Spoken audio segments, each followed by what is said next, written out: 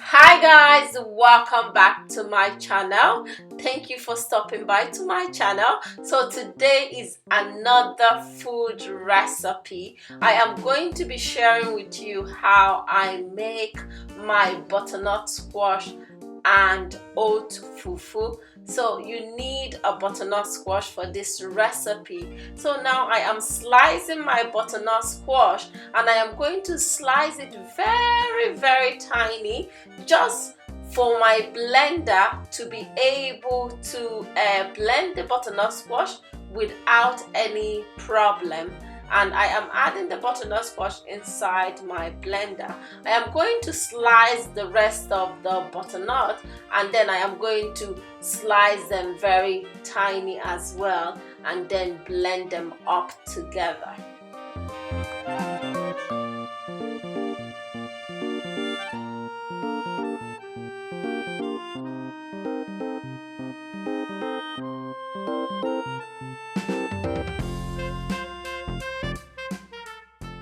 Now I am done slicing my butternut squash, so I am adding some water inside the butternut and I'm going to start blending it. So I am blending it, I'm blending it little by little. You don't want to put the whole lot inside the blender because your blender is going to find it so difficult to blend. So you just add it small and then blend everything together. So this is after I have finished blending the whole of the butternut squash, and I have just added it inside the pot, and I am going to keep stirring this butternut, and I'm going to leave my heat on a medium, not high, not low, but medium. And I'm going to keep, the key is to stand there and keep stirring, and then you can see your butternut squash reducing. You can see the water going out of it, and the butternut squash is reducing gradually, but this takes time. You just have to have patience. So this is after all the water has gone out from my butternut, and I have just added one small cup of oat, and I'm going to keep stirring again. The key is to add the oat small. Don't add the whole everything immediately. Don't add all of the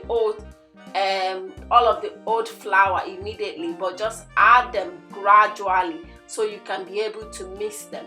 So this is after my butternut squash have thickened. I'm going to add a little bit of oat again, just to get it to be more solid, so I just added more oat flour, and I'm going to keep mixing this up and mix it up together very well. So this is after I have mixed everything up and I like the consistency of this my butternut squash. I'm going to keep stirring it until it's cooked properly.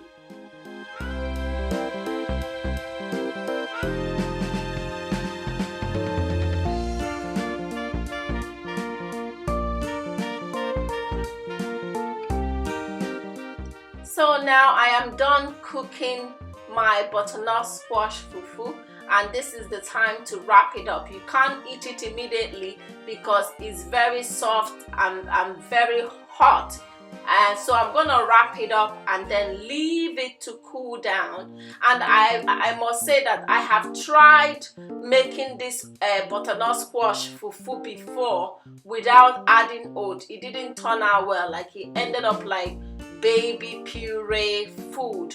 It didn't turn out well. So add any sum of flour. You can add any flour of your choice, but make sure you add a flour if you're making your butternut squash, so for it to be solid, very solid.